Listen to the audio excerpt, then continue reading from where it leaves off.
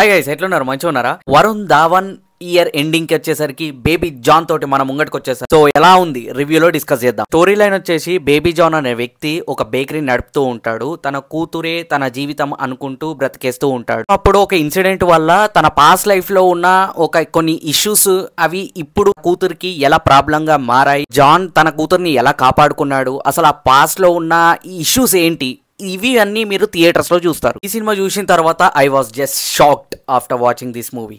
ఎందుకు ఇట్లా అంటున్నాను చెప్తాను. బేబీ జాన్ అనేది రీమేక్ మూవీ, నేనైతే చూడలేదు. ఈ మూవీ అనేది చాలా ఫ్రెష్ మైండెడ్ తోటి ఫ్రెష్ గా చూడడం జరిగింది. సో బేస్డ్ ఆన్ దట్ నేను చెప్తున్నాను, పైసా Vasool and mass masala movie ఒకటి వచ్చిందని చెప్పుకోవచ్చు. చాలా పెద్ద ప్లస్ పాయింట్ వరుణ్ ధావన్. ఇప్పటి వరకు అతను తీసిన సినిమాలలో నాకు the best performance and the best, ఒక ఫిలిం కి కరెక్ట్ ఈయన రోల్ అయితేనే కరెక్ట్, ఈయన తప్ప ఇంకా ఎవరు చేయలేరు క్యారెక్టర్ వరుణ్ ధావనే అనిపించింది ఈ పర్టికులర్ మూవీకి అయితే.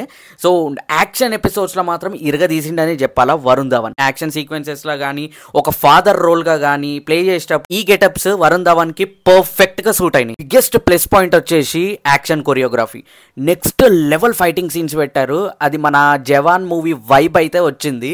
జవాన్ మూవీలో ఎలాగైతే యాక్షన్ సీక్వెన్సెస్ ఉంటాయో సేమ్ అలాంటి యాక్షన్ ఎపిసోడ్స్ ఇందులో వచ్చిన ప్రతిసారి మనకి ఒక హై ఇస్తుంది. విజువలైజ్డ్ గా చూసేటప్పుడు మనకు మాత్రం ఐ ఫీస్ట్ అనిపిస్తుంది. ఇంకా మూవీ ఫస్ట్ హాఫ్ గురించి చెప్పాలంటే టు బి హానెస్ట్ నాకైతే యావరేజ్ అనిపించింది. బట్ సెకండ్ హాఫ్ ఎప్పుడైతే స్టార్ట్ అవుతుందో ఫైట్ సీక్వెన్సెస్ అప్పటి నుంచి ఇంకా నెక్స్ట్ లెవెల్ ఎండ్ వరకు మొత్తం ఫైటింగ్ సీన్స్ తోటి ఎలివేట్ అయిపోతుంది. సినిమా ఇట్లా గ్రాఫ్ పడిపోయేది జై అని ఒక్కసారి ఇట్లా లేస్తుంది. అండ్ సెకండ్ హాఫ్ లో ఇంకొక బ్లాస్ట్ ఉంటది. ఈ మధ్య కాలంలో బాలీవుడ్ లో క్యామియోస్ దింపడానికి ఎక్కడనో తగ్గుతుంది. రీసెంట్ గా సింగం కూడా వచ్చింది. ఆ సింగం రిటర్న్స్ సింగం అగైన్ ఏదో సంథింగ్ ఉన్నది. దానిలో ఎంతమంది క్యామియోస్ ఉన్నారు కానీ ఫలితం లేకుండా పోయింది. కానీ ఈ సినిమాలో ఉన్నది ఒకటే ఒక క్యామియో, మనకు ట్రైలర్ లో కూడా చూపించడం జరిగింది.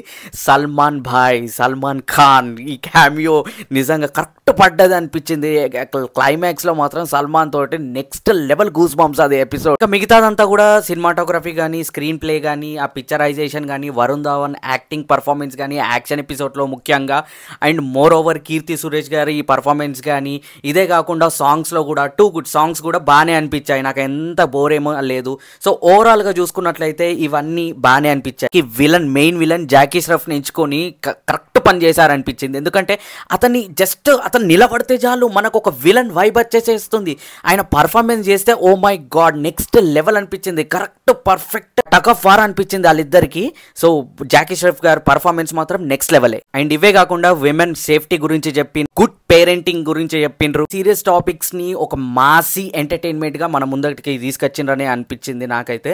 సో ఈ సినిమాలో అయితే ఎటువంటి వల్గారిటీ లేదు, ఎటువంటి బూతులు కానీ తిట్టడం అట్లాంటివి ఏమీ లేవు. ఫ్యామిలీతో చూడొచ్చు. అండ్ మోర్ ఓవర్ నాకు నచ్చిన రోల్ ఆ ఫాదర్ రోల్ అనేది నాకు బాగా నచ్చింది. మీకేం నచ్చింది అనేది కమెంట్ సెక్షన్ లో కమెంట్ చేయండి. సో ఓవరాల్ గా మూవీ అయితే బాగుంది. ఫ్యామిలీ మొత్తం కలిసి కూర్చొని చూసి ఎంజాయ్ చేసే మూవీ.